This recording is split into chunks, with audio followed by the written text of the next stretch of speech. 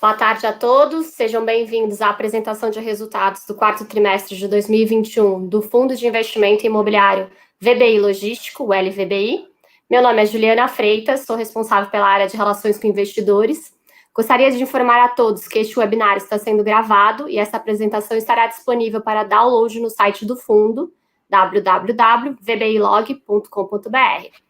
Informamos que todos os participantes estarão apenas ouvindo o webinar durante a apresentação e as perguntas podem ser enviadas pelo chat.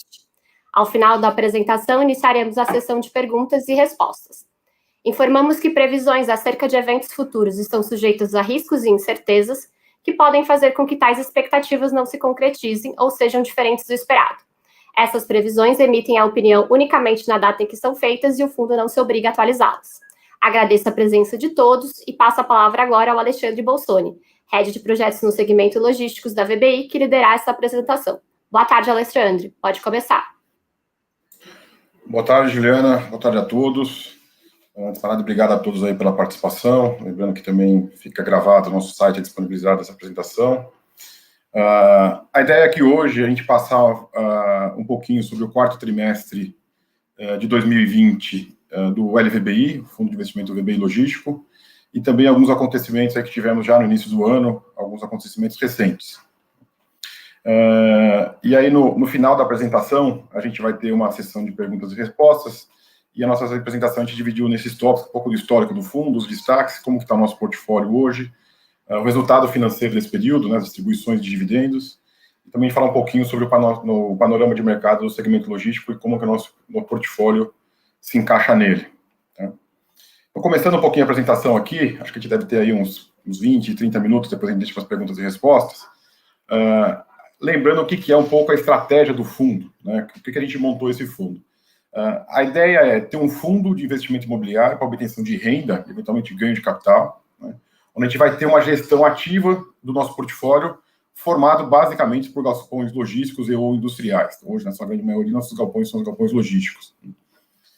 Sempre costumo dizer e lembrar, eu gosto de frisar isso, porque a gente vai ver como a gente tem montado o nosso portfólio. Ele é montado basicamente em 3 grandes pilares, vamos chamar assim. Tá? Então, nós temos que ter um portfólio líquido, né? Ou seja, que tenha liquidez, que se o inquilino sair, o outro entra, ou seja, que a gente não tenha que se preocupar, vamos chamar assim, de uma grande vacância, se existir dentro do nosso portfólio. Sempre vai falar das estratégias de aquisição do nosso portfólio até então. Tá?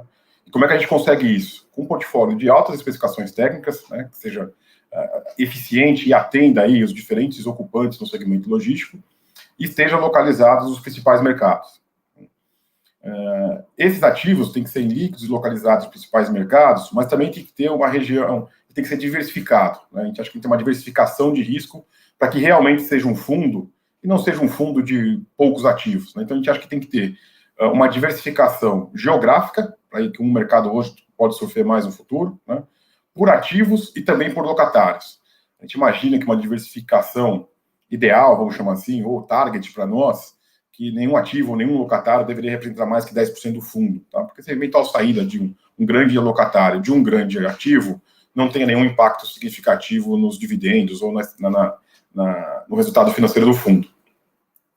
Para que com esses 2 pontos a gente obtenha aí um portfólio resiliente. Né? No final do dia, o que a gente quer é uma resiliência do nosso portfólio que vai se traduzir numa estabilidade de distribuição de rendimentos para os cotistas. Né? Isso geralmente a gente consegue também com um pouco de contrato atípico dentro do nosso portfólio.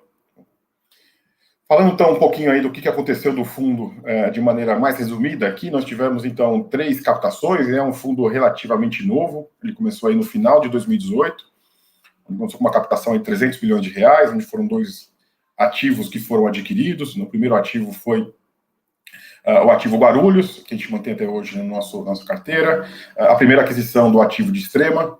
Depois, no ano seguinte, quase depois de um ano depois, em setembro aí de 19, a gente fez uma segunda emissão, né, onde foram adquiridos 4 novos ativos. Aí teve a expansão lá de Extrema, que foi o galpão da Ambev, acabou fazendo expansão após a aquisição. Teve o ativo Mauá, que fica aqui na região metropolitana de São Paulo.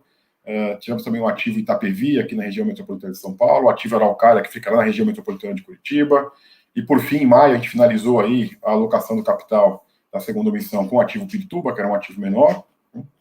E mais recentemente, acho que está mais fresco na cabeça de todos, aí tivemos a terceira emissão, que ela assim, teve encerramento no mês de outubro de 2020. Acho que a primeira grande novidade após essa emissão foi a aquisição desses 2 ativos que a gente anunciou aí no começo do mês de fevereiro, que foi o ativo Betim e Jandira. Dessa forma, o que a gente tem no fundo hoje? Né? A gente tem 8 ativos no nosso portfólio, tá? Quase aí 350 mil metros quadrados, 346 mil metros quadrados.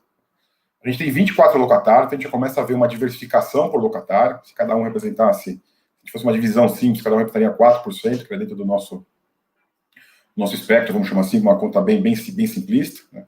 A gente tem um patrimônio de 1,3 bi, um valor de mercado 1,4, conforme o fechamento do último mês, e já atingimos aí mais de 34 mil cotistas.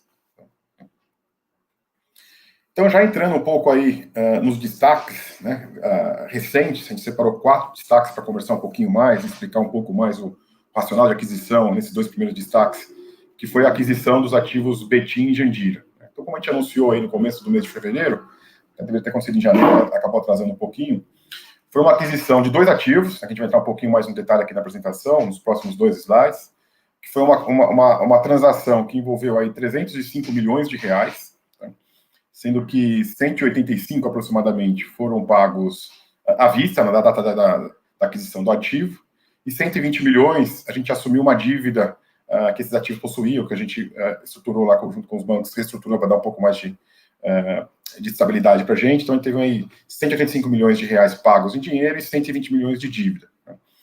Esses ativos, quando a gente olha só a receita imobiliária, representa 16 centavos por cota por mês, do nosso fundo, já com os 11 milhões e 700 mil cotas que a gente tem hoje. Né? Mas como mantém essa dívida, a gente tem um pagamento de juros até setembro de 2022. Né? Então, a gente não paga só juros até lá, então quando a gente desconta esses juros projetados, a receita que o fundo net, vamos chamar assim, líquida, né, ou cash on cash, seria de aproximadamente 11 centavos por cota por mês. É bom salientar que a gente já previa aí o aumento de juros, a gente utilizou, para fazer essas projeções, a gente utilizou a curva da Ambima, e hoje até esse recente incremento na taxa Selic está até um pouquinho abaixo ainda das nossas projeções que a gente estava utilizando, que era a curva marcada a mercado. Então, com isso, a gente tem um retorno aí no primeiro ano, mais ou menos nos primeiros 12 meses após a aquisição, estimado aí com essas premissas de juros de 8,1% ao ano. Tá? Como eu falei, essa dívida aí foi de aproximadamente 120 milhões de reais, um custo total dela de CDI mais 2,25% ao ano. Tá? Ela tem um prazo de 70 meses de vencimento, e a gente tem uma carência aí do principal até setembro do ano que vem. O que isso quer dizer? Até setembro de 2022, eu só pago juros, não pago o principal, a partir daí eu tenho uma amortização até chegar nos 70 meses, e em caso de pré-pagamento futuro, que é uma estratégia aqui do fundo, não haveria nenhuma multa de pré-pagamento. Então, esse é o resumo do negócio, né? E a gente vai falar um pouco, se tinha resumo financeiro, vamos chamar assim, do negócio, mas falando um pouquinho dos ativos em si, qual que foi o racional de aquisição desses ativos. A gente até divulgou uma apresentação antes, mas acho que vale a pena a gente explicar um pouquinho mais por que a gente comprou esses ativos, né? Esses 2 ativos pertenciam lá atrás ao Walmart aqui no Brasil, depois se tornou Big, e foram adquiridos pela GLP, acabou fazendo a venda aqui para a gente. Né?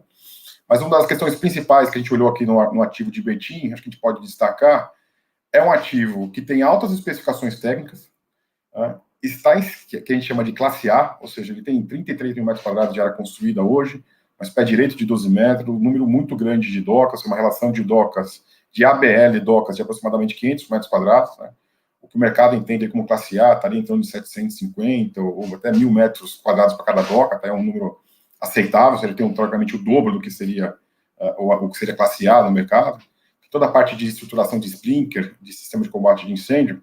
Então, a gente pode classificar ele como um ativo classe A, mesmo tendo um pouco mais de idade, vamos chamar assim, apesar de ser um pouco mais de 10 anos, vale salientar que esse ativo foi totalmente reformado, parte pelo vendedor, e em grande parte pelo próprio inquilino. Né? O inquilino investiu bastante aqui, que foi a Amazon, investiu bastante nesse imóvel para iniciar a operação dele em junho do ano passado. Então, é uma operação muito recente lá, o inquilino colocou bastante capital no ativo.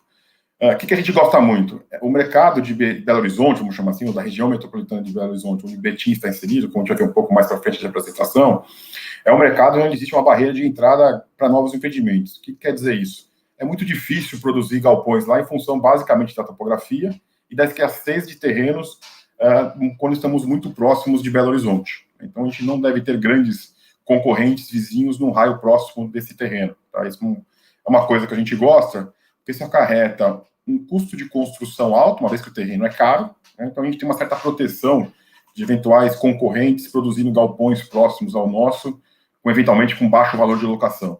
Tá? Como eu disse, isso aqui está alugado para a Amazon, e uma coisa interessante, que foi uma das teses de nossos investimentos para esse ativo especificamente, a gente tem um potencial de expansão aí de aproximadamente 20 mil metros quadrados a mais do que os 35 mil metros quadrados, 33 mil metros quadrados. Ou seja, a gente comprou um ativo onde está localizado, que a gente vai entrar um pouco mais no detalhe, inclusive, no decorrer da apresentação, um dos principais mercados do Brasil, né? Belo Horizonte aí tem entre os 4 principais mercados, né? Um ativo que é difícil replicar, né? Onde é difícil produzir, tem um alto custo de produção para esse ativo, recém-alugado por um excelente inquilino, uma das principais empresas de e-commerce no mundo, crescendo bastante no Brasil. Esse inquilino investiu muito no imóvel e ainda temos um potencial de expansão futuro que a gente pode incrementar razoavelmente ou significativamente o retorno esperado desse ativo exclusivamente. Esse foi o ativo de Betim, que tem uma estratégia muito parecida com o ativo de Jandira, tá? Que também foi nessa negociação que foi feita com o vendedor. O ativo de Jandira está na região metropolitana de São Paulo, também. Também é uma região muito difícil de produzir ativos com essa característica, né? O que esse ativo tem, tecnicamente, diferente dos demais, o que a gente gosta muito e acho que é muito difícil replicar ou encontrar. Ele tem uma relação de terreno, área construída, muito maior do que o normal, né? Usualmente, os desenvolvedores tentam maximizar o retorno no terreno, construindo muita área construída, indo no máximo da área construída, né? Nesse caso, e é talvez um dos principais diferenciais aqui para a DHL, que é a locatária, né?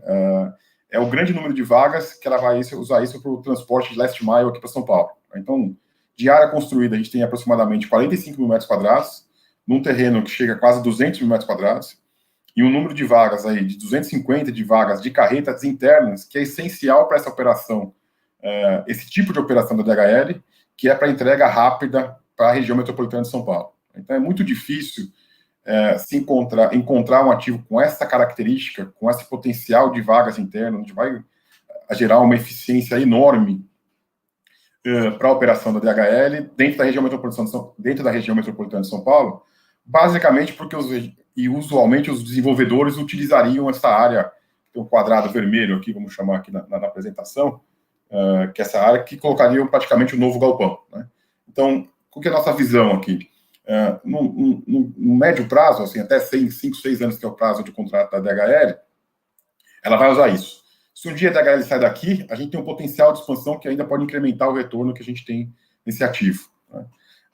Falando um pouco da DHL, é bem também conhecida, um excelente crédito, excelente inquilino, né? E os diferenciais do imóvel eu já coloquei. Então, a gente comprou um ativo numa região dentro de São Paulo, que é o principal mercado, difícil de replicar, com potencial de expansão, que também foi todo reformado, nesse caso, pelo vendedor para atender a DHL, num contrato recém-assinado, que teve início aí em janeiro de 21. Tá? Acho que esse é um pouco, falando um pouco mais, mesmo escrevendo ou apresentando nos materiais, o nosso racional para essas 2 aquisições. Então, a gente tem aqui um retorno, esses 2 ativos no curto prazo, dentro da expectativa que a gente tinha da alocação de capital, quando a gente fez o follow-on, no último trimestre de 2020, e ainda temos uma eventual expectativa de um retorno adicional com uma expansão, seja em Betim, em Jandira, mas a gente acredita que uma expansão em Betim seja mais razoável no curto, médio prazo do que aqui de Jandira. Então, a gente acha que tem uma expectativa ainda de um retorno um pouco maior no futuro para esses 2 ativos, que não só esse 8,1 estimados aí no primeiro ano. Acho que, voltando, então, alguns destaques para o nosso portfólio, né, acho que um assunto que também sempre nos perguntavam aí nos chats, nos calls trimestral, que era com relação ao ativo Araucária, né? Então, lembrando a todos, o ativo Araucária foi adquirido por nós no final de 2019, né? E aí, no terceiro trimestre de 2020, a DHL nos notificou que iria deixar o imóvel, que era uma área significativa para nós, eram 42 mil metros quadrados locados, Então, quando ela disse que iria sair, porque ela perdeu o cliente final dela lá, ela operava para um cliente que ela perdeu esse contrato. Então, a partir daí, ela começou, ela não justificou da saída e teria que cumprir 12 meses de aviso prévio. Né? Então, esses 12 meses de aviso prévio começaram a contar no início de setembro. Então, ela iria sair do imóvel até o final de agosto. Esse é o tipo de característica que a gente tenta colocar no nosso contrato, ter uma previsibilidade, vamos chamar assim, dos contratos, para a gente poder justamente trabalhar a locação nos contratos nesse período de aviso prévio. Para quê? A hora que sair o inquilino, a gente já coloca outro. Nesse caso, foi o que aconteceu. Né? Era uma locação, talvez era um dos principais desafios nossos para o ano aqui na parte de locação do nosso portfólio. A gente conseguiu fechar um contrato de locação com a Magazine Luiza, né, que mostra aí bastante, vamos chamar assim, a liquidez do nosso portfólio. A Magazine Luiza talvez seja um dos principais tomadores hoje de galpões e muito exigente com relação às especificações técnicas. Então, esse novo contrato de locação que a gente assinou com a Magazine Luiza para esse ativo é um contrato de 5 anos, típico, tá? Mas a gente fez algumas melhorias e começamos a tirar um pouco mais de suco, vamos dizer, algum potencial upside que a gente via quando a gente comprou esse ativo lá no final de 2019, que esse ativo também tinha um potencial de expansão. Né?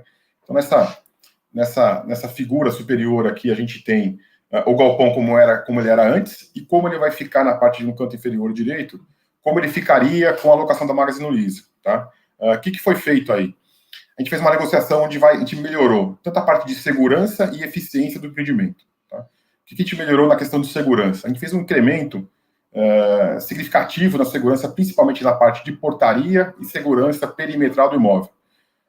Por que isso? Né? A Magazine Luiza transporta aí hoje, é um marketplace que vende tudo, mas tem uma parte de alto valor agregado que tornou-se necessário ajustar o imóvel, adequar o imóvel a essa necessidade da Magazine Luiza. O outro ponto importante foi a eficiência do galpão. Né? O galpão vai se tornar muito mais eficiente. De que forma? Né? Acho que tem 2 grandes destaques que eu daria. O primeiro a gente vai incrementar o número de docas já existentes do galpão, tá? E a gente vai também fazer o que a gente chama de cross-dock no mercado logístico, né? Que são essas docas aqui na parte de baixo do galpão existente, onde ela consegue entrar pela mercadoria de um lado e sair do outro. Tá? E além disso, a gente vai ter uma área de espera de vagas externas. A gente incrementou, a gente tinha aproximadamente 30, a gente vai aproximadamente 60 aproximadamente de vagas externas para caminhões, justamente para melhorar a eficiência de distribuição. Tá? Então, com isso, a gente melhorou a parte de segurança e eficiência e também tivemos um incremento de área construída e consequentemente, área locável. A gente vai construir todo um mezanino para atender a operação na Magazine Luiza, na parte de cima, na parte laranja do empreendimento, tá? Que vai aumentar algo em torno aí de 5 mil, quase que 5 mil metros quadrados de área construída locável no nosso ativo. Ou seja, a gente conseguiu um novo inquilino, excelente crédito crescendo, melhoramos o imóvel, tivemos uma remuneração em cima disso, tá? E ainda aumentamos a área construída nesse primeiro momento. E, por fim, vale salientar que nesse ativo, a gente já negociou com a Magazine Luiza uma estrutura onde estamos previstos uma futura expansão de aproximadamente 12 mil metros quadrados. Tá? Então, a gente já antecipou, principalmente, estamos em execução nesse momento, na verdade, a execução da terraplanagem, tá? Onde essa área no canto esquerdo do galpão existente hoje, a gente tem aproximadamente aí 12 mil metros quadrados adicionais que a gente pode vir a construir, seja para a Magazine Luiza, ou seja, um dia que ela sair de lá para um outro eventual inquilino. Então, a gente entende que hoje, após essa alocação, o imóvel vai se tornar muito mais líquido que já era um plano nosso. A gente não esperava fazer isso em 2021, a gente esperava, provavelmente, que a DHL continuasse lá. A gente conseguiu aí substituir a DHL dentro desse período de aviso prévio, né, de forma que o fundo não vai ter nenhum impacto financeiro de solavanco, de receita imobiliária nesse período. Então, essa foi uma alocação importante que a gente fez, é bastante trabalho, porque a gente teve que combinar a saída da DHL e a entrada da Magazine Luiza e o nosso trabalho aqui de desenvolvimento, vamos chamar assim, dentro da equipe de gestão do LVBI, de forma a iniciar o contrato da Magazine Luiza a partir já de 1 de maio. Então, a gente tem aí 45 dias para executar essas benfeitorias, é bastante desafiador, mas a nossa equipe interna aqui está bem estruturada para fazer isso. E, por fim, como destaque aí desses últimos meses, acho que vale comentar um pouquinho também das locações e as melhorias realizadas lá no ativo de Extrema, que é o nosso principal ativo hoje do fundo, que mais representa ainda. Né? Uma das preocupações que a gente também tinha, por coincidência, também era a saída da DHL no Galpão 40, que a gente chama, né? Isso é uma novidade que a gente está levando aqui para a apresentação hoje, tá? Essa saída da DHL, no acordo, conforme as discussões que nós tivemos com ele, deveria acontecer no final do mês de março, tá? Então, já dando uma notícia de primeira mão aqui, a gente antecipou essa rescisão com a DHL desses 10 mil metros quadrados para colocar, a gente antecipou a saída da DHL para colocar a Infracommerce, que é mais um inquilino que a gente tem lá, tá? Então, se a gente pega as locações que ocorreram nos últimos meses em Extremas e as saídas, a gente bateu 20 mil metros quadrados de novas locações e 20 mil metros quadrados de rescisões e devoluções, né? Então, desses 10 mil metros quadrados que a DHL nos devolve até o final do mês, 5 mil já estão alugados, tá? Vale lembrar também que a gente também havia alugado uma área vaga para a Manser de aproximadamente aí 5 mil metros quadrados, e fizemos também uma troca de inquilino, vamos chamar assim, que foi a locação da Sequoia de mais 10 mil metros quadrados numa área que anteriormente era ocupada pela Braskem. A Braskem também tinha um contrato vigente até junho, nós identificamos essa demanda da Sequoia, identificamos que talvez a Braskem não continuaria com o contrato de locação após o vencimento de junho, tá? Então a gente negociou a saída antecipada da Braskem para a entrada da Sequoia. Acho que essas movimentações demonstram aí as liquidez dos nossos ativos, tanto em Araucária quanto em Extrema. A gente tem conseguido substituir os inquilinos em saída por novos inquilinos antes do prazo de saída acontecer. A gente superou aí as novas locações das locações existentes. E como é que a gente faz isso, né? Acho que é um trabalho da gestão aqui da equipe. A equipe tem uma equipe muito boa dentro da VBI, tá? E simplesmente também um trabalho de melhoria contínua dentro dos nossos ativos, né? Tem aquelas melhorias contínuas que a gente fez no ativo de Araucária, e aqui em Extrema a gente sempre vem trabalhando algumas demandas que os inquilinos vêm fazendo, ou nos pedem, de forma a tornar o ativo ainda mais eficiente e competitivo no mercado. Tem duas alterações que a gente fez, foi uma construção de uma cobertura adicional aqui para a entrada de perdense, que a gente chama de torniquetes, também algum estacionamento adicional no número de automóveis. Acho que a principal delas que a gente fez para tornar o imóvel mais eficiente, demandou um pouco mais de capital, um pouco mais de trabalho nosso, foi a abertura de mais 16 docas no Galpão G7, que essa parte aqui não tinha docas. Então a gente fez a execução das docas.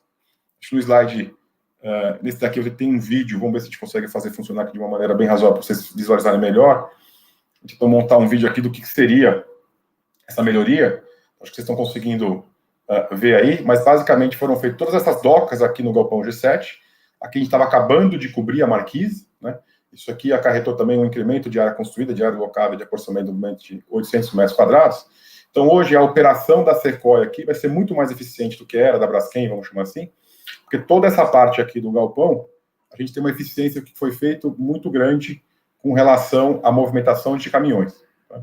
Então, só para terminar o vídeo, aqui é o nosso galpão lá de Extrema, ou seja, a gente fez todo esse trabalho de piso, de pavimentação e a execução das docas aqui na parte esquerda do vídeo. Né? Aqui já a parte do fundo, onde foi feita uma melhoria, o pessoal estava acabando a obra recentemente. Esse galpão da direita aqui é o galpão da Ambev, que é o BTS que tem até 2029.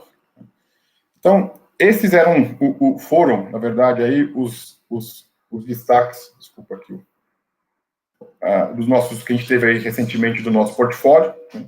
Então, com essas aquisições, com essas locações, como que fica o nosso portfólio hoje, né? Já incluindo a saída da DHL, que a gente não tinha contabilizado até o final de fevereiro, lá em Extrema, e com a entrada da Infracommerce, né?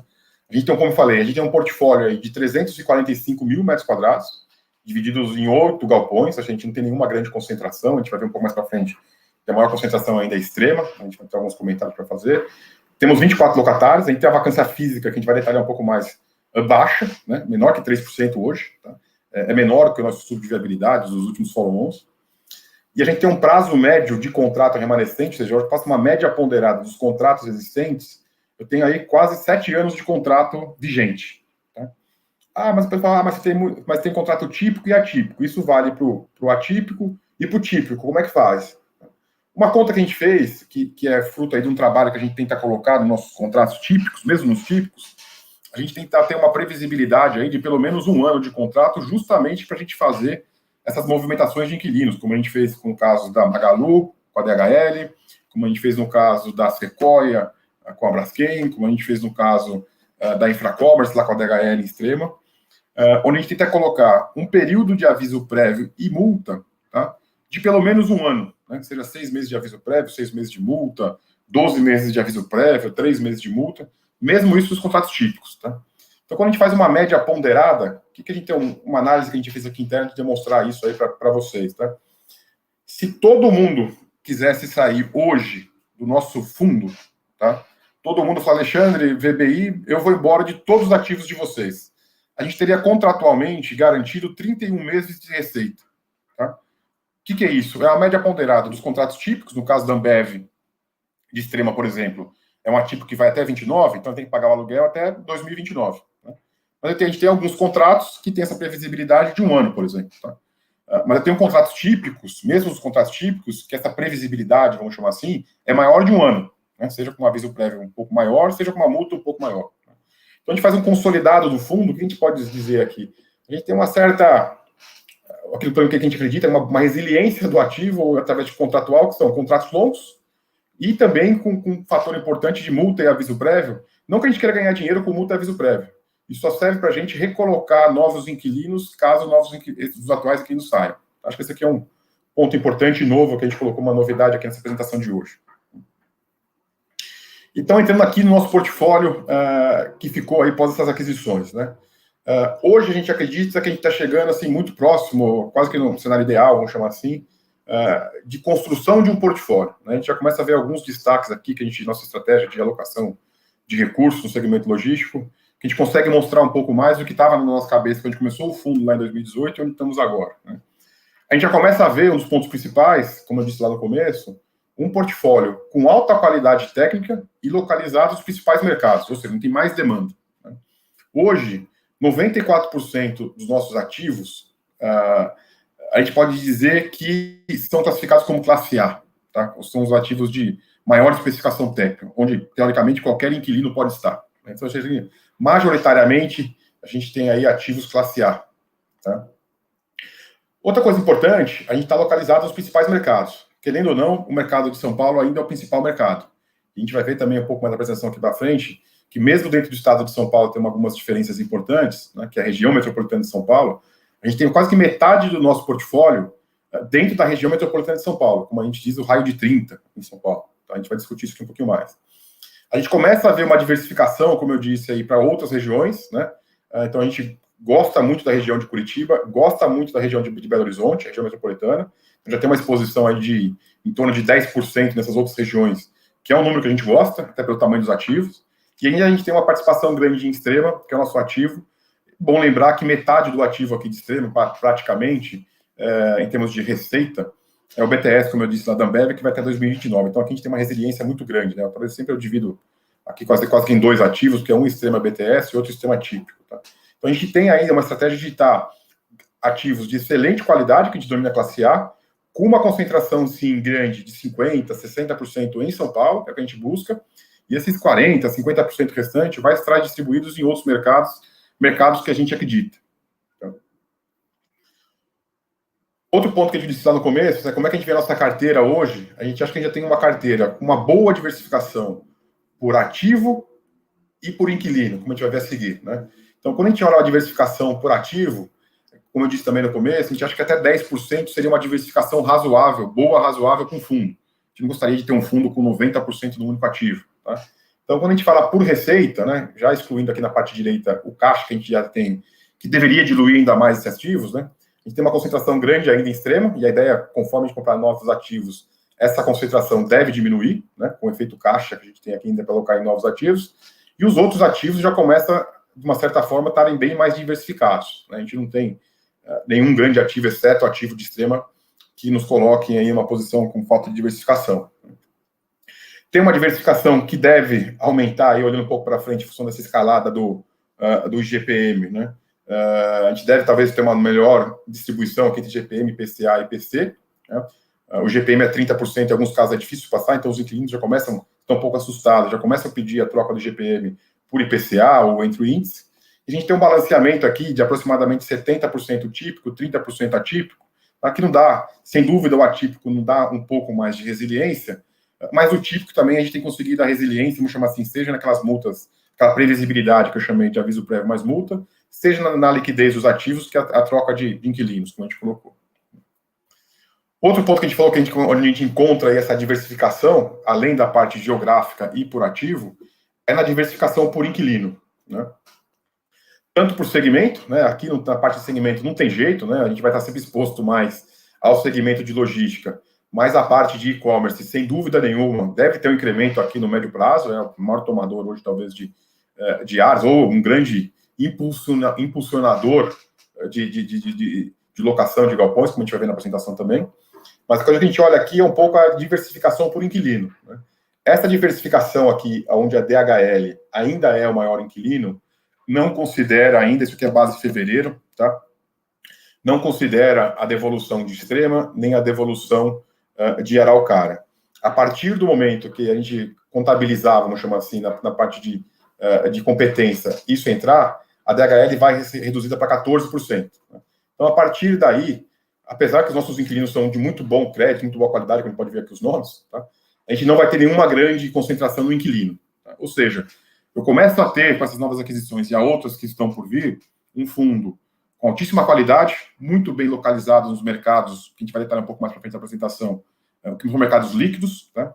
Com uma diversificação por inquilino, por ativo e por diversificação geográfica, tá? Por diferentes mercados. É isso que a gente imagina que seria, no nosso entendimento, um fundo de qualidade.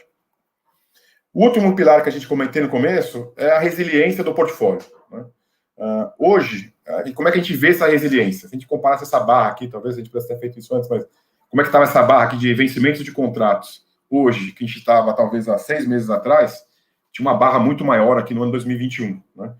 Então a gente teve bastante renovação ao longo do ano de 2020 e já aqui no ano de 2021, contratos que venciam em 2021, né? Com grandes números. Hoje, 92% dos nossos contratos começam a vencer a partir de 2024. Então, nos próximos 3 anos, tem 8% da receita contratada aí que tem vencimento nesses próximos 3 anos. Tem uma previsibilidade, então, de contratos sem vencer nos próximos 3 anos, praticamente 8%, né?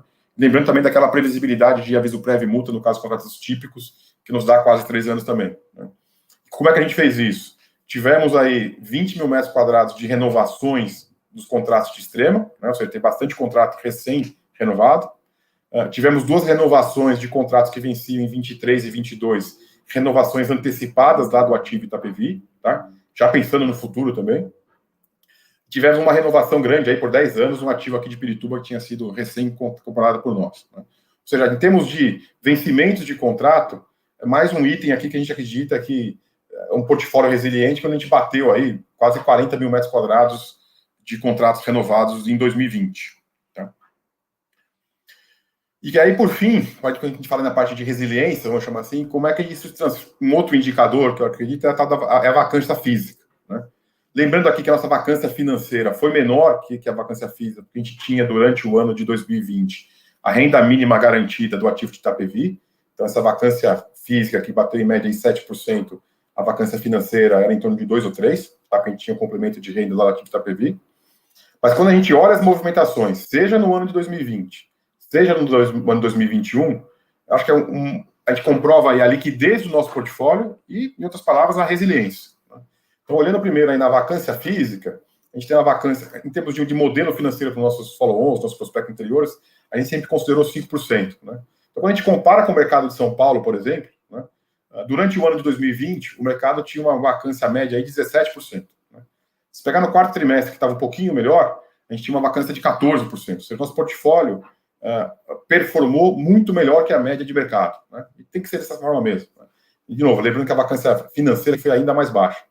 Isso foi resultado aí de 20 mil metros quadrados de novas locações que foram feitas em 2020 e 24 mil metros quadrados que foram de áreas devolvidas. Tá?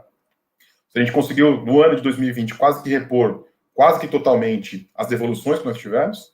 E aí, já no ano de 2021, tivemos bastante movimentações grandes aí, que já vinham sendo trabalhadas desde 2020, né? Acho que a principal delas foi o ativo Araucária, que foram devolvidos aí 42 mil metros quadrados, foram alugados 47, né?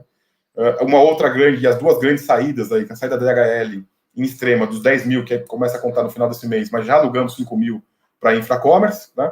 E a rescisão antecipada, ou a saída da Braskem, vamos chamar assim, que já entrou a Sequoia.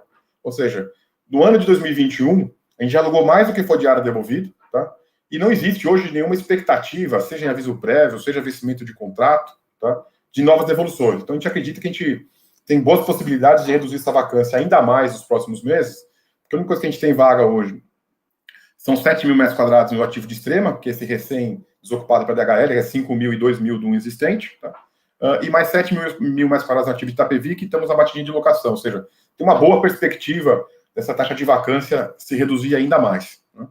Então, quando a gente olha aqui para o portfólio, a gente já começa com essas aquisições, de novo, mais uma vez, com a questão por vir, tem um fundo que é aquilo que a gente imaginava desde lá de 2018, né? Um fundo líquido, seja nos ativos, seja em liquidez de bolsa, né? Que dê entrada e saída para o investidor, resiliente no dividend yield, né? Que vai, ou seja, uma vez que eu tenho resiliência na receita imobiliária, consequentemente, os dividendos têm que ser resilientes, né? Em função da vacância física baixa, das novas locações, da qualidade do portfólio e das localizações onde esses ativos estão inseridos. Então, aí seguindo um pouco a apresentação, aqui já entra, então, como é que esse portfólio vem performando aí na parte financeira, também nas distribuições, né? Aqui a gente apresenta um resumo, vamos chamar assim, do ano de 2019, 2020, terceiro trimestre de 20, o quarto trimestre de 2020, e já trazendo aqui, que é a última informação disponível que a gente apresentou ao mercado, que é o mês caixa de fevereiro, competência janeiro, né? O ano de 2020 aqui a gente já trata sempre como competência e não caixa, então sempre é um mês atrasado, vamos chamar assim, tá? Basicamente, a gente teve uma receita durante 2020 aí, imobiliária de quase 70 milhões de reais, tá? Onde a gente distribuiu aí 58 milhões de reais, tá? Isso aí dá um dividendo de 6,79 centavos durante o ano. Isso vem se mantendo na mesma tocada nos últimos trimestres. Como política e racional, aqui a gente tem distribuído todo o resultado. A gente não vem montando uma reserva de lucro, porque o fundo vem passando aí para o follow-on, então necessidade de caixa, a gente está fazendo a distribuição de dividendos e mantendo eventual caixa, seja para expansão, seja para reforma, seja para aquisição, com o resultado desse follow-on. Então a gente vinha mantendo ao longo de 2020 um patamar aí de 65 centavos na média, vamos chamar assim, tá? Que era o mesmo que a gente tinha de 2019. A gente teve uma queda assim, acho que grande aí, desculpe, a partir de outubro de 2020 por dois eventos, vamos chamar assim, né? Primeiro foi o follow-on, a gente tinha a mesma receita imobiliária por um número maior de cotas, então isso caía. E a gente teve um impacto aqui de uma marcação ao mercado dentro de um fundo que o capital do follow-on estava inserido, tá? Quando a gente olha aqui, e esse impacto financeiro, que foi uma receita financeira negativa, foi praticamente quase que 100% devolvido nos meses subsequentes, tá? Então, por que teve essa subida aqui de 47 para 58, 52 e 47? Basicamente, a perda contábil, importante falar que não foi perda caixa, tá? A perda contábil aqui, que isso impacta na distribuição, que ocorreu em outubro e novembro, foi praticamente devolvida aqui nos 4 meses, nesses 3 meses subsequentes, tá? 58, desculpe, aqui a média do ano de 2020.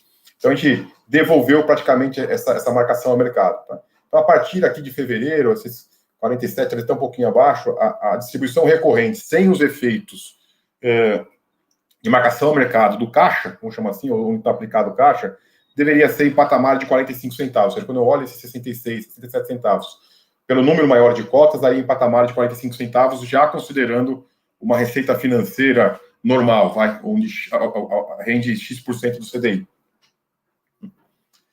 Em termos de rentabilidade, quando a gente olha a distribuição valor de cota, a gente tem um retorno da primeira, da segunda, da terceira emoção bem acima do CDI, que não sei se é o benchmark que a gente usa aqui como referência, mas assim são retornos razoáveis e a cota aí vem se mantendo no valor.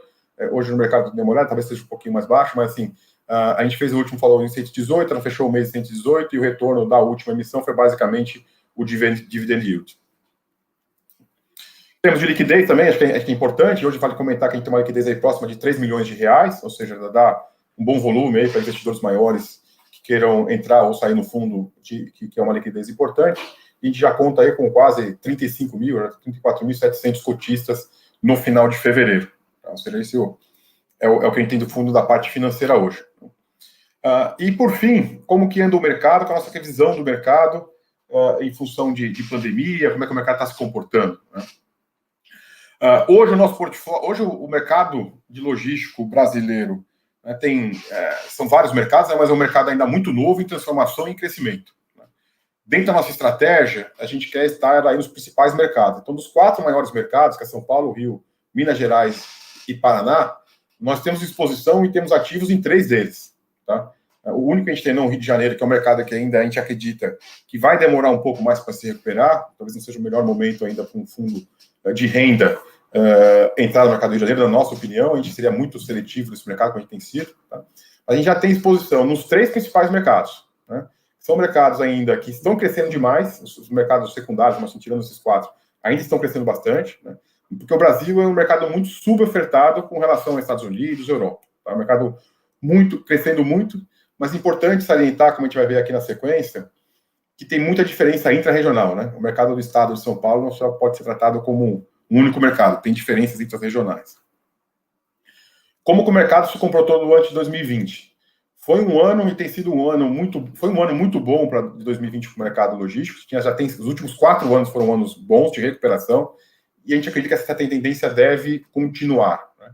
É um mercado que cresceu 13% no ano de 2020, né? Saiu aí de quase 3 milhões de metros quadrados adicionais. Né? Ou seja, é um mercado que ainda cresce, mas a taxa de vacância cai. Ou seja, a absorção, a alocação de novos espaços, mesmo com esse volume aqui no Brasil, 3 milhões de metros quadrados, teve uma redução de taxa de vacância de 19% para 15%. Né? 400 basis points aí de redução de taxa de vacância é significativo. Então, a taxa de vacância média de 15% é uma redução significativa. O mercado acredita, fala, e a gente também acredita, que uma taxa de vacância de equilíbrio é em torno de 10%. Né?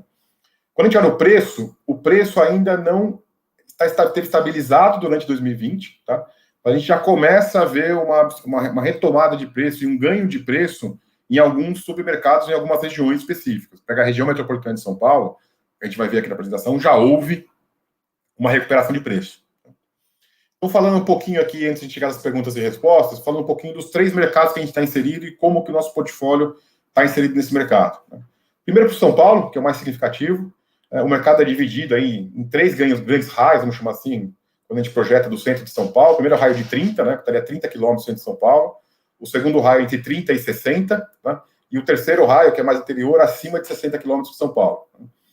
Uma grande diferença é a região mais demandada hoje é o raio 30, tá? E onde é mais difícil produzir. Tá? É mais difícil desenvolvimento de galpão, ou seja, a oferta aqui é muito mais restrita e a demanda é muito maior. Por isso que nossa estratégia de investimento está baseada principalmente nesse raio. Tá? 100% dos nossos ativos hoje do estado de São Paulo estão nesse raio. E por isso que estão muito bem locados. A taxa de vacância do nosso portfólio aqui é muito baixa. É por causa disso. Né? Ou seja, aqui nesse raio de 30, a taxa de vacância média é de 9% e o nosso portfólio como um todo, ainda abaixo disso, patamar de 3%. Tá?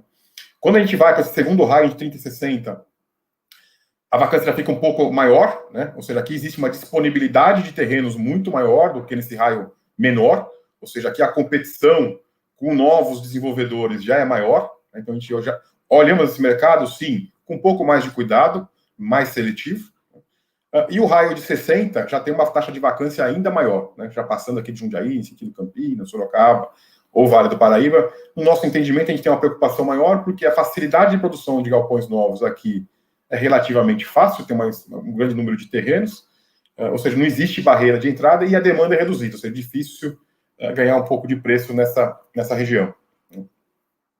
Isso a gente já consegue ver nesse gráfico aqui, ou seja, a gente tem um preço médio na região metropolitana de São Paulo bem superior à região de 30 quilômetros além, de 30, 60 e 90. Tá?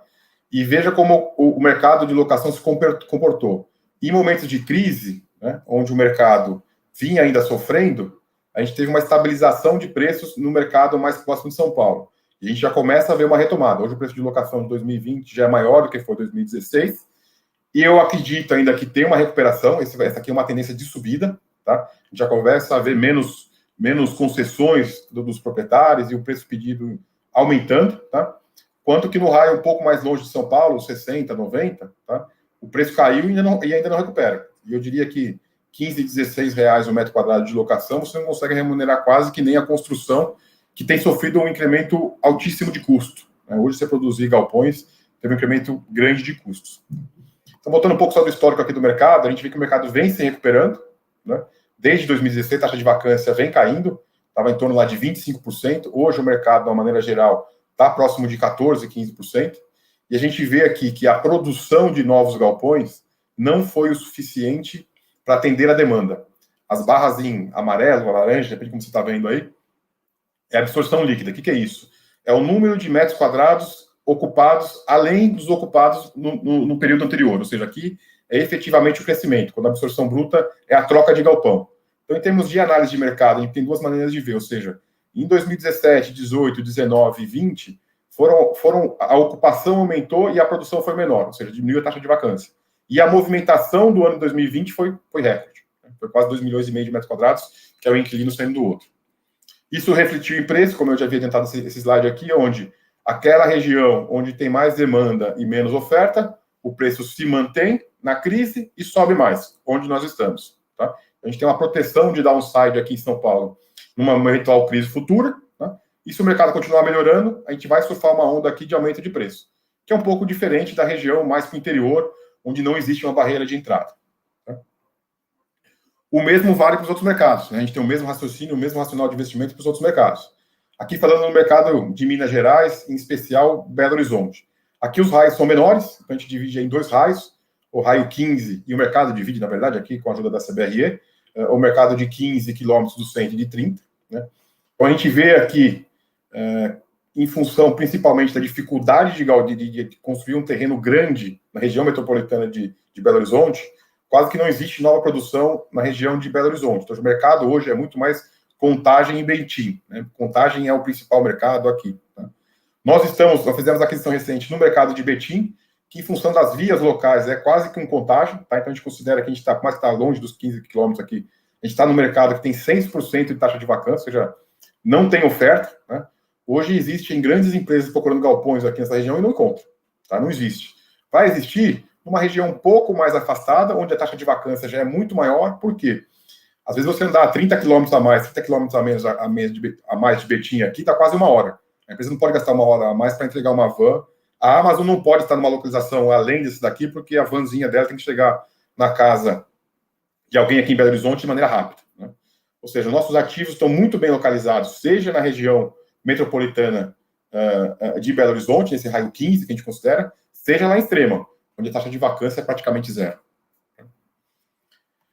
O mercado de Minas Gerais também, nos 4 anos aí, teve uma recuperação, né? É um mercado menor, aqui as barras por isso que são menores, mas mesmo a gente consegue ver que teve uma absorção líquida, um crescimento de mercado maior do que a produção de galpões, a taxa de vacância caiu. Tá? E lá é um mercado que a gente gosta muito também, porque tem uma barreira física enorme. Né? A topografia de Belo Horizonte, quase que Minas Gerais como um todo, não ajuda o desenvolvimento de galpões. Então, você conseguir um galpão de 50 mil metros quadrados nessa região, ou um terreno para fazer isso, é muito difícil. Tá? Por isso que a gente fez a aquisição lá do ativo de Betim. E aqui, seguindo o mesmo critério, também reflete um pouco aí esses preços, né? Extrema, pela dificuldade que a gente vê de produzir galpões lá nos últimos anos, né? E também pelo que foi produzido, foi alugado, o valor de locação em momentos de crise se manteve muito estável, e 2020 já teve um incremento de preço. Patamar aí de R$ 24,00 o metro quadrado, os maiores valores do Brasil. Tá? Nos demais mercados, o mercado, vamos chamar assim, de Varginha, que chama que seria o interior, de acordo com a Bizuanga, que também nos ajudou aqui, se manteve sempre estável, que eu diria um patamar de R$ 17, R$ 18,00 o metro quadrado, é quase que um piso para desenvolver um galpão hoje, tá? Menos que isso, a conta não fecha. Né? Da região metropolitana de BH, teve uma redução, mas acho que aqui é muito mais uma questão que o que ficou vago hoje são ativos mais distantes. Quando a gente colocasse aqui ativos, vamos chamar assim, mais prime, esse valor deveria ser maior. Né? Ou seja, eu acredito muito que existe uma tendência grande aqui de recuperação de preço na região metropolitana de BH, porque não existe disponibilidade de galpões lá hoje para grandes ocupantes e precisam de galpão de altíssima eficiência. O mesmo também, para finalizar a parte de mercado, antes de chegar na perguntas e respostas, se aplica lá ao Paraná, em principal, a região de Curitiba. A gente tem lá, hoje ele está 100% locado, a DHL vai estar alugado para a Magazine Luiza, mas contando um pouquinho da história, como é que foi essa locação, a gente tinha falado aí, tinha mais inquilinos do que disponibilidade de galpão lá hoje, quando a gente tinha nosso ativo de Araucária. Né? Aqui a gente divide por 2 raios, um raio de 10 e um raio de 30. Né? Então, o raio principal de Curitiba é o raio de 10 ou quase que raio de 15, que basicamente é tem uma via do contorno lá que se chama assim, não sei o nome desse esquema, assim, a via que dá acesso ao aeroporto, que é o principal arco, vamos chamar assim, da região metropolitana de Curitiba. Né? Nessa região, a taxa de vacância é ainda maior porque o estoque aqui é muito antigo, tá? Difícil comparar. Mas a região de Curitiba, onde a gente fez a aquisição do ativo, lá tem a taxa de vacância também baixa, né? Não existia outro galpão para a Magazine Luiza alugar se não fosse o nosso pronto, tá? Daquele porte, daquela condição que pudesse agregar expansão, não existia. Então, a gente tinha um ativo numa região estratégica também. Né? Como é que a gente mostra isso? A taxa de vacância vinha caindo desde lá de 2016, né? Ou seja, a ocupação em Curitiba, que se antecipou lá, que ia ser essa tendência, a ocupação que a gente via lá era muito maior que a produção, né? Então, a barreira ambiental importante em alguns mercados lá em Curitiba, em especial São José dos Pinhais, fez com que não houvesse disponibilidade de galpão, ou seja, a taxa de vacância é muito baixa no mercado como um todo. Né? E por que isso acontece? Que é o grande fenômeno que todos estão vivendo hoje aqui, fazendo uma conferência online, né? Geralmente faria isso via call ou via presencial, como antigamente era no BTG, que é o crescimento do e-commerce, que já era uma tendência que vinha desde lá de 18, 19, que foi o início da nossa estratégia de investimento para surfar esse crescimento no segmento logístico, que só aumentou aí com relação à pandemia, e a gente acredita que é um fenômeno que veio para ficar. Né? Esse crescimento vai existir. Quando a gente olha uma das empresas que divulga os dados, o crescimento do e-commerce nas vendas do Magazine Luiza, que vai ser um dos principais varejistas do Brasil hoje, mais do que dobrou com 19 e com 20. Né? E 20, lembrando que teve janeiro e fevereiro que ainda não tinha pandemia. Quando a gente olha isso para frente, sem dúvida nenhuma, isso tende a aumentar. Então, assim, a gente está bastante confiante no mercado de logística. Tá? É um mercado que mostrou muita resiliência, e acho que o nosso portfólio de maneira consequente. Tá? Então, é um mercado que a gente está vendo. Alguns mercados, onde principalmente esse que a gente está inserido aí com os ativos existentes e outros ativos que a gente está analisando para acabar a alocação de capital, a gente vê uma perspectiva muito boa, uma baixa taxa de vacância, tá? Uma demanda muito forte, consistente, que isso vai levar a um potencial aumento de preço nos mercados menos ofertados. Tá? Por quê? Basicamente, uma demanda forte, uma produção baixa e um custo de produção dos galpões muito mais elevado do que era 2 anos atrás. Né? O custo de produção aumentou muito. Por quê? Os terrenos acabaram ficando mais caros, ficaram mais disputados, e uma questão de inflação no custo de construção. Né? O aço e o concreto, que são os dois principais itens aí do custo de composição do custo de construção de um galpão, cresceu muito. Né? A gente está falando de uma inflação aí de, às vezes, 20%, 30% nesses dois itens, tá? Ao ano. Ou seja, a gente tem uma visão olhando para o futuro, para o mercado, nos próximos 12, 24 meses, obviamente que está muito ligado à economia, mas mesmo com uma economia sofrendo, em função do crescimento do e-commerce, a gente vê uma expectativa muito boa para o segmento de galpões logísticos, por isso que a gente acredita que esse fundo tem bastante frutos para dar ainda. Então, de uma maneira geral, eu encerro aqui a apresentação em si do mercado, do portfólio, tá? E eu vou fazer alguns comentários finais e algumas perguntas e respostas que a gente acabou recebendo aí ao longo das últimas semanas, dos últimos meses, que a gente via o nosso RI, tá? Acho que a primeira questão que a gente tem aqui... Desculpa, que eu estou mexendo aqui no meu computador, deu um problema aí. A primeira questão que a gente vê é principalmente a questão do cronograma de alocação do follow-on, né? Acho que, de maneira geral, tinha duas grandes preocupações aí dos cotistas, dos calls, até o último call que a gente fez, dos analistas, tinham dois grandes desafios. Primeiro, era a alocação dos dois ativos por coincidência da DHL, seja em Extrema, seja em Araucária, né? Isso acho que está superado, porque as locações foram feitas, a gente já tem um panorama melhor. Então, a gente está colocando aqui as perguntas, tentar antecipar responder algumas perguntas que a gente recebeu ao longo dos últimos tempos. Primeiro motivo, aí, qual que foi a primeira pergunta? Qual que foi o motivo do desvio do cronograma de alocação em relação a time, né? A gente imaginava aí ter feito aquisições antes da primeira aquisição que a gente anunciou e finalizou em fevereiro, né? Basicamente, porque os ativos que a gente tinha em pipeline, lá com exclusividade, fazendo due diligence, tá? Um deles caiu, a gente tinha aproximadamente 250 milhões de reais, 300 milhões de reais, daqueles 500 que foram captados, tá? Em ativos em due diligence na época. Tá? Um deles a gente preferiu declinar, né? A gente é uma questão que a gente já tinha respondido, mas só relembrando. A gente encontrou dentro da due diligence algumas questões que a gente achou que não valia a pena e não era razoável seguir, né? Então a gente declinou desse ativo. E o segundo ativo, a due diligence tem tomado muito mais tempo do que a gente imaginava, tá? Algumas questões ambientais e tudo mais. Então, achei um dos dois ativos que a gente estava mais evoluído. Um a gente acabou desistindo, o outro, a auditoria acabou demorando muito mais do que a gente imaginava. E acho que a principal pergunta que tem recebido aí, né? Qual que é a perspectiva de alocação do caixa remanescente e qual que é o pipeline atual do fundo? Acho que as duas perguntas numa só. Hoje a gente abre aí, vai um pouco mais de tranquilidade. Assim, hoje a gente tem 6 empreendimentos em auditoria, negociações aí bem evoluídas, tá? Que seriam alvo de aquisição nossa. A gente está trabalhando para comprar esses ativos, né? Esses ativos estão aprovados pelo Comitê de Investimento da VBI, interno. Estamos trabalhando na auditoria em 6 frentes diferentes, tá? Eles estão localizados aí, quase que 2/3 dele, seguindo a nossa estratégia, dentro do estado de São Paulo, majoritariamente no raio 30, quase que na totalidade, tá? E 1/3 arredondando aí na região Nordeste, que é uma região ainda que a gente não tem exposição, e é uma região que a gente acredita muito, porque o e-commerce também está crescendo lá. A gente vê aí, a primeira exposição dessas empresas de e-commerce sempre foi São Paulo, aí tem umas segundas movimentações com Curitiba, Belo Horizonte, Porto Alegre, as que já estão mais tempo em São Paulo, no Brasil já tem uma presença no Nordeste, mas outras empresas estão crescendo para o Nordeste, né? O Mercado Livre já tem posicionamento lá, então assim, tem uma perspectiva boa, tá? E falando da perspectiva e pipeline, esse pipeline aí tem aproximadamente 600 milhões de reais. Tá? Hoje a gente tem pipelines de negociação, andamento, auditoria, aproximadamente aí mais do que o dobro de capacidade de capital que a gente tem hoje dentro de caixa. Como é que vocês vão fazer isso? Vamos trabalhar nas 3 frentes, porque um outro ativo pode cair como caiu anteriormente, né? Então a ideia é continuar trabalhando nessas 3 frentes. O cap rate médio aí tem variado entre 8 e 8,5, tá? Que é um pouquinho abaixo do que a gente tinha previsto no prospecto anterior, porque o mercado ficou mais competitivo, então a gente imaginava entre 8,5 e 9, então a gente está ficando entre 50 basis points, um pouco mais abaixo. E o timing dessa alocação, né, a gente tinha falado que talvez aconteceria até o final de março, né, pode variar aí algo em torno de 30 e 90 dias. Tá? Acho que não deveria, esses 6 ativos, se demorar mais que 90 dias é porque o negócio não sai mais. Tá? Então, a perspectiva que a gente tem aí que não deve acontecer na próxima semana ou em 2 semanas, tá?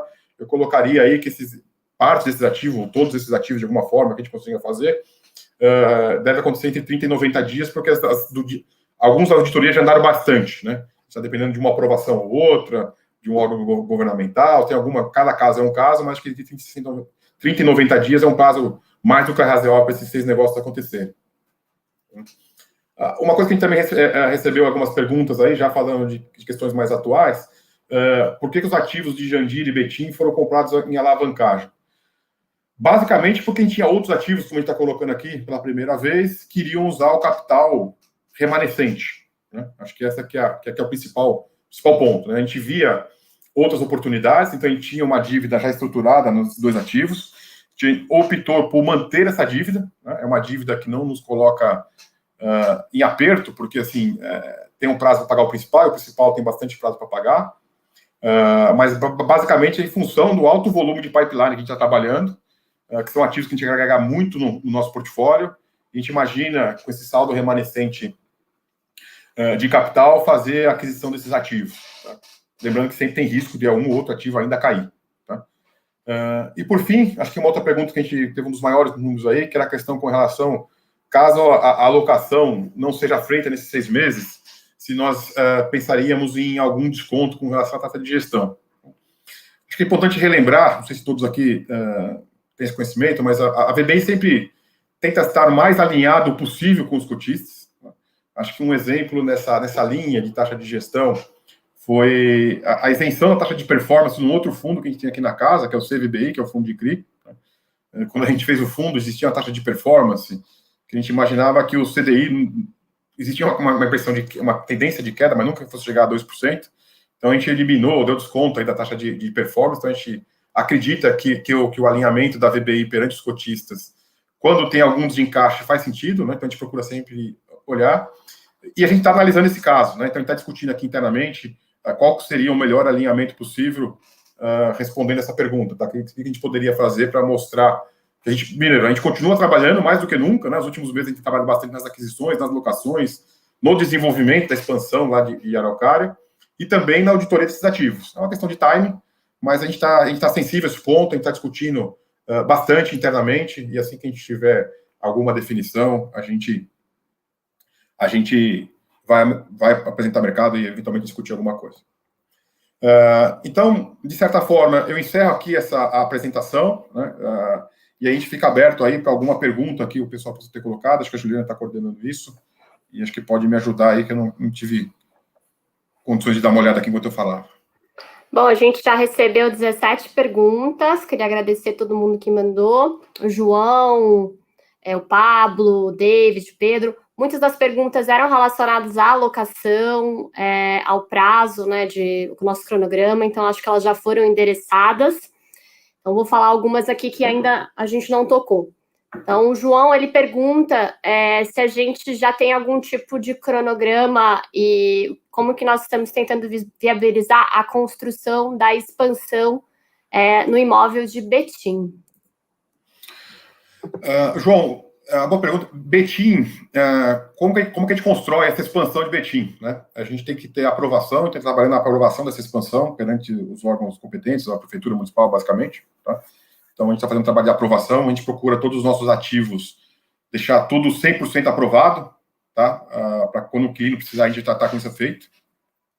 Então, esse é uma primeira fonte que a gente já está trabalhando, nossa equipe interna já está trabalhando em cima disso. O outro ponto, que seria a barreira física, vamos chamar assim, lá é mais fácil, porque o platô já está feito, tá? Então, a parte de terreno já está 100% feita. Então, isso é uma questão que é mais fácil para a gente responder, nesse caso, tá? E, por fim, é só um acordo com o locatário. A gente tem a expectativa que a Amazon possa necessitar disso no futuro, uma parte de 10 anos. Tá? Não posso te responder que vai ser no próximo mês, ou daqui a um ano, daqui a 2. Mas a nossa análise, a gente imagina que, em função do crescimento que eles têm visitando o galpão, deveria acontecer isso no curto, médio prazo, tá? Eu diria em 1, 2 anos aí. Uma expectativa, não uma garantia. Tá?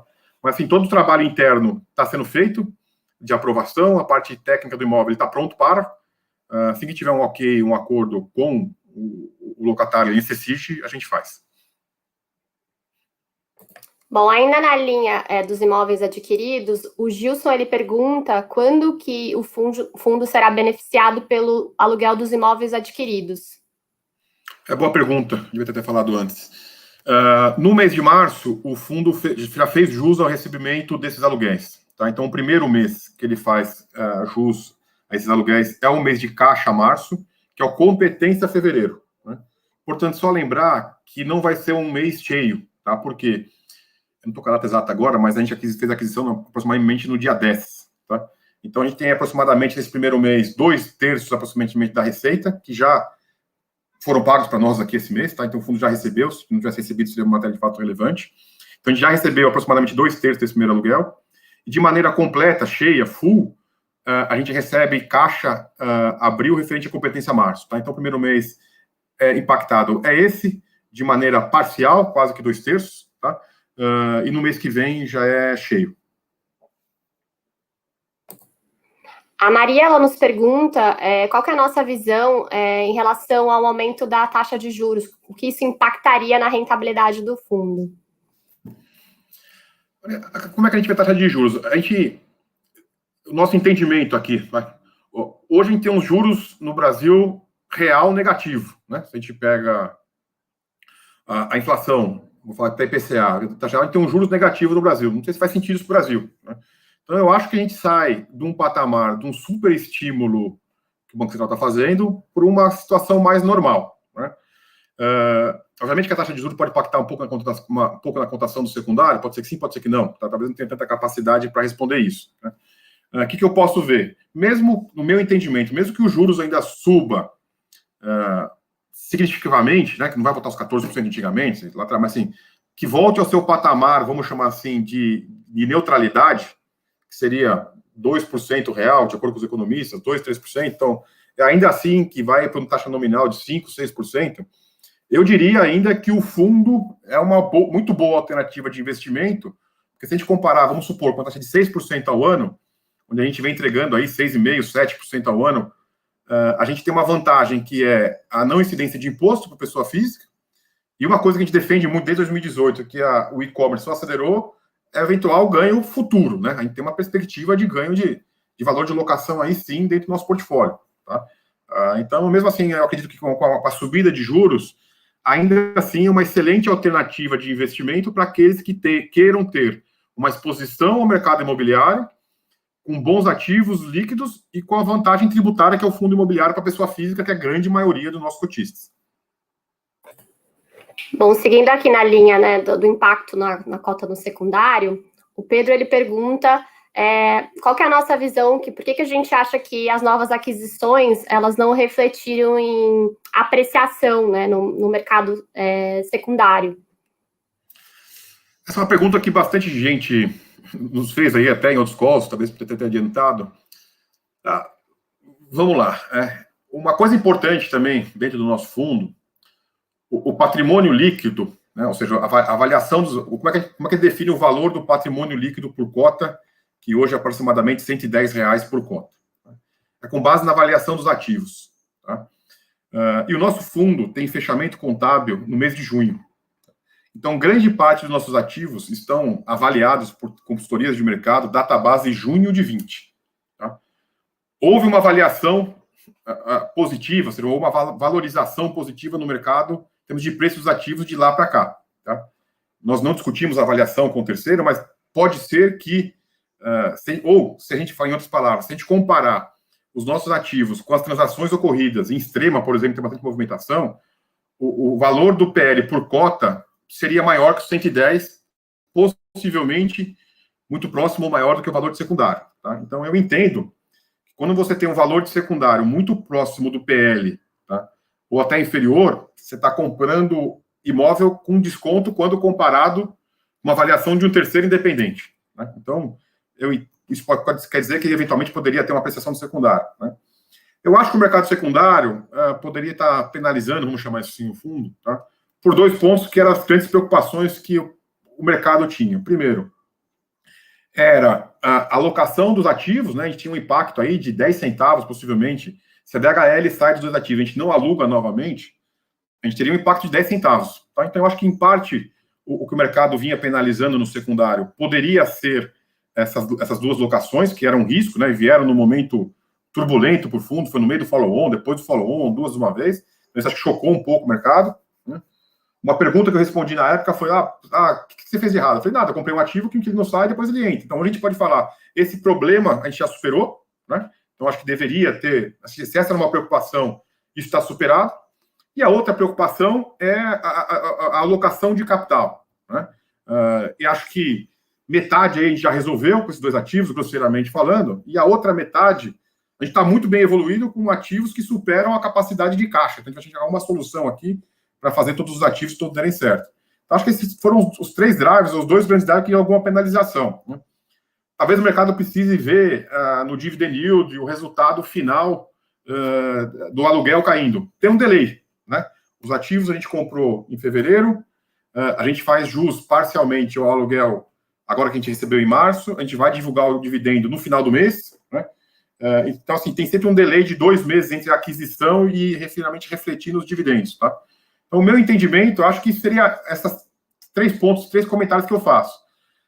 Fica difícil para a gente julgar o mercado secundário, é mais difícil, né? Mas acho que são as perguntas, aí, os questionamentos que nós recebemos que colocariam um pouco mais de risco isso no fundo. Bom, ainda nessa linha de rendimentos e dividendos, houveram algumas perguntas aqui do David, do João, do Pablo, perguntando um pouco se nós mantemos o mesmo guidance de distribuição na alocação total, ou se tem algum desvio em relação a isso com os novos ativos em negociação. Eu vou fazer a palavra guidance, que a gente não divulga guidance literalmente, tá? Mas o que a gente pode falar, assim, a gente debruça mais no números e as previsões que a gente tem, né? Então, de maneira simplista, e até como a gente viu aí já nos resultados, assim, encaixando os pontos, o que a gente tinha, né? Então, conceitualmente falando, pré-aquisição do ativo Betim e Jandira, se a gente não estivesse fazendo nada, tá? Se a gente pegasse a receita imobiliária que a gente tinha antes, e a gente pegasse a receita financeira do caixa, sem variações contábeis, que foi essa maluquice que aconteceu aí no mercado quando estressou em outubro, a gente teria uma distribuição aí de 45 centavos. Tá? Só pegar o que a gente tinha antes e a receita financeira rendendo aí 70% do CDI. Tá? Então, se a gente tinha lá entre 43 e 45, tá? Então, se a gente tinha lá entre 43 e 45, e como a gente divulgou em fato relevante, tá? A aquisição do Jandira e do Betim vai impactar algo em torno aí de 11 centavos já depois dos juros, a gente sai de um patamar aí de 43, 45, tá? Para um patamar, quando distribuir 100% da receita, e não vai ser esse próximo mês, tá? Esse mês agora de março, adiantando, a gente vai para uma receita aí de patamar de 54, 55, tá? Mantendo esse cap rate de aquisição que a gente mostrou agora, desse portfólio, entre 8 e 8,5, a gente deve voltar ao patamar de 65 centavos, pode ser um pouco mais, um pouco menos, que era o patamar que a gente tinha antes do follow-on, tá? Então, literalmente, a gente está no meio do caminho da alocação, conceitualmente falando, tá? A gente sai do patamar lá, que zero de alocação seria de 44, 45, vamos agregar aí 10 centavos, arredondando, 50, 54, 55 centavos, com a alocação que a gente já fez, a aquisição do Jandira e Betim, dando certo essas alocações pipeline que a gente mostrou, fazendo toda a alocação de capital, a gente vai para um patamar aí de 65 centavos, que nada mais era o patamar anterior do follow-on. Tá? Portanto, só lembrar, depois vocês me cobram assim, que esse mês ainda não tem esse impacto de 10 ou 11 centavos de Jandira e Betim, porque a gente não recebeu o mês inteiro do aluguel, foi só proporcional da data de aquisição até o final do mês. Alexandre, acho que é importante falar que essa previsão ela não está considerando inadimplências, né, que podem acontecer no período, né? Exato, não tem inadimplência, atrasos, assim, todos os disclaimers aí que a gente tem na apresentação.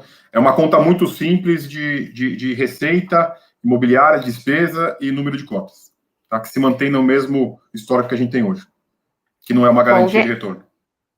Bom, vieram algumas outras perguntas aqui, perguntando sobre novas emissões, qual é a nossa visão de tamanho ideal para o patrimônio do fundo, quantidade de ativos, um pouco de nossa visão para o futuro do fundo.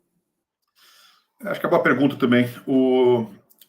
A gente tem uma visão do fundo nessa linha de resiliência, diversificação de risco. Então, vou pegar muito a diversificação. Os ativos que a gente vem adquirindo, tá, que é o tamanho um pouco de mercado, tem ativos maiores e tem ativos menores.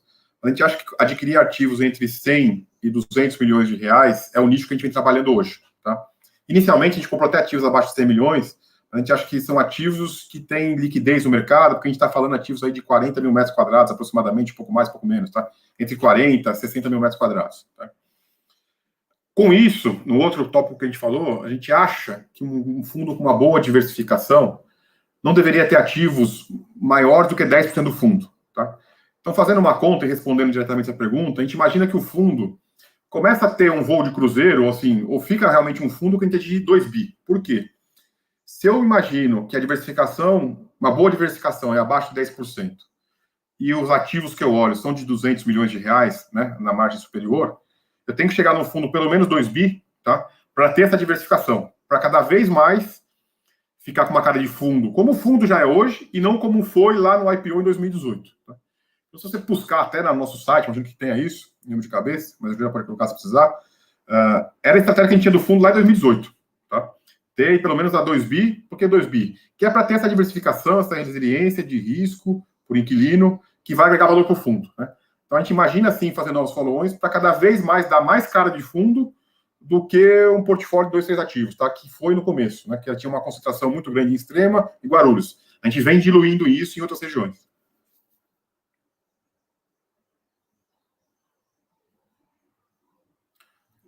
Juliana, o senhor está no mudo aí. Desculpe. O Robson pergunta aqui qual a expectativa de alocação. Acho que você já respondeu a pergunta, mas acho que vale só reafirmar aqui da questão do pipeline, só para quem perdeu esse pedacinho. É claro. Hoje a gente tem um recurso líquido, vamos chamar assim, dentro do fundo, tá?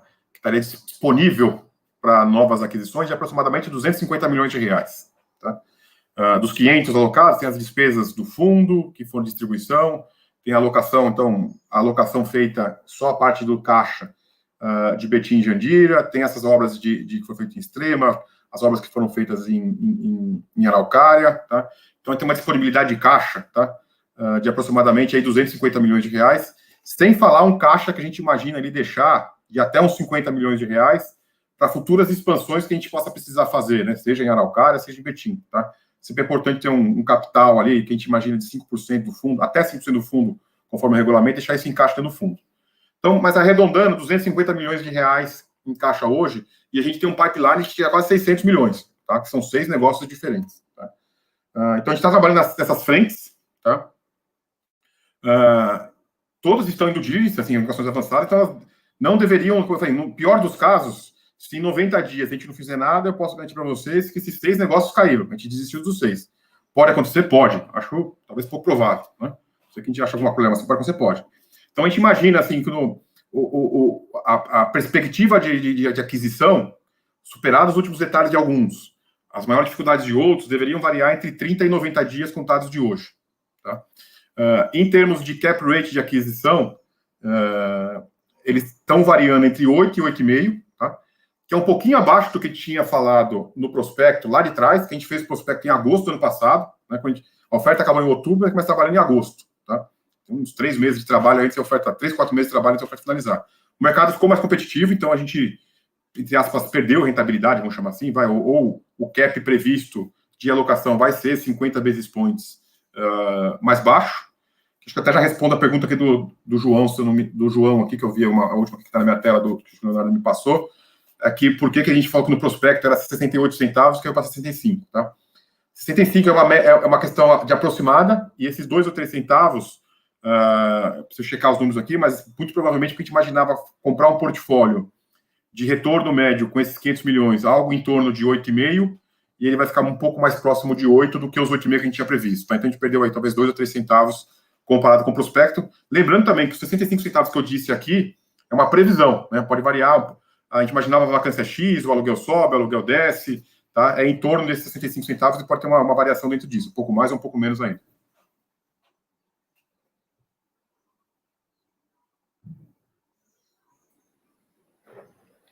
Bom, a gente já está aqui se aproximando das 16 horas, né? O qual já está com um pouco mais de 1h e 20 minutos.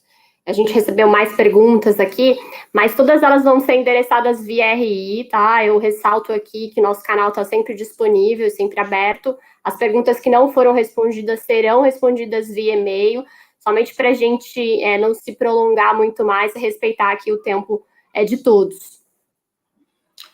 Quer fazer mais umas 2 aí, a gente encerra, Juliana? Como é que você imagina? Bom, a gente tem aqui uma pergunta um pouco sobre a questão do nível de preço de alocação, enfim, um pouco de rentabilidade, né, por cota de Magalu, tá, em relação à alocação anterior. Bom, vamos lá. Magalu, Teresa, a gente não abre o valor de locação, tá, por uma questão de confidencialidade, seja do contrato, principalmente com o Magalu agora, tá, esse é um ponto de confidencialidade do contrato. O que a gente pode abrir aí, antecipar para vocês, são os números já públicos e ajudando a fazer uma conta ou caçar valores, assim, ou fazer uma continha que tenha as informações públicas. Se a gente pegasse a receita de aquisição da DHL lá atrás, né, no final de 2019, ela daria, a gente fala sempre em centavos por cota, né? Ela daria aproximadamente 7 centavos por cota, tá? E conforme a gente divulgou, já no número de cotas atual, tá, de 11 milhões e 700. Se a gente pega esse aluguel agora que foi assinado, né, desconsiderando a expansão de 2 mil metros quadrados, isso já é 8 centavos por cota, tá? Então, o valor nominal, quando a gente comparou da data de aquisição, é maior, né? Seja em função do metro quadrado, seja em função da expansão, tá? Então, acho que isso responde. Ele não é maior do que o valor lá de trás, corrigido pela inflação de 25%, tá? Então, se a gente olha lá atrás, era patamar de 18, foi para 22. Então, isso não é maior, porque a inflação, nesse caso, não refletiu. Mas, acho que de maneira simplista, a gente tinha 7 centavos da DHL pré-reajuste de GPM, agora a gente tem 8 centavos por cota, tá? Teve um incremento aí de valor de locação / expansão diária.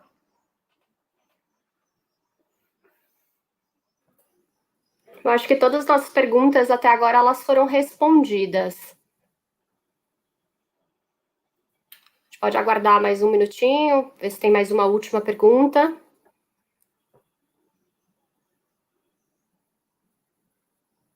E aí a gente caminha para o encerramento.